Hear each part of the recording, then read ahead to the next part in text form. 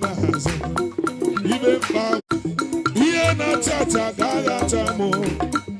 nna nyerugo ọ gbalụ m ihe na-egbu egbu agaghị egbu gị ma pasowe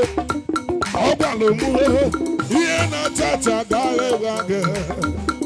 iyo maka na onye wo ndị Igbo ozi iwu banyere mmasị Chineke nyewo ndị Igbo ozi iwu akwa mara mma Chineke nyewo ndị Igbo ozi iwu nna nyelugo Chineke nyewo ndị Igbo ozi iwu ịma na onye wo ndị Igbo ozi iwu ọtụtụ dị na chi oyoyo dị na chi ọkacha mma dị na chi onye na-echere ga-aka mba onye na-echere ga-aka mba who can battle with the Lord who can challenge Omega kedu onye na-arụrụ Chibuka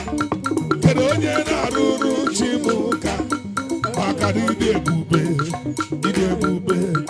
oke mmọnwụ na-eti onwe ya eze na ịdị ebube ịmara mma ilu odogwu na-agba agha ebube gị bata n'ezinụlọ di na nwunye abụrụ so ụtọ ebe nwoke ga-abụzi dali lọlọ nwaanyị abụrụ họni a na-eri a na-amịcha aka Chukwu ebube ya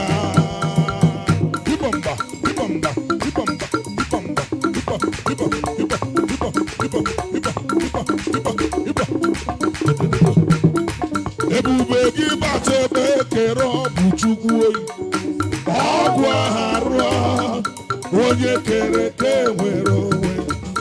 onye bụrụ isi ahụ ụzọ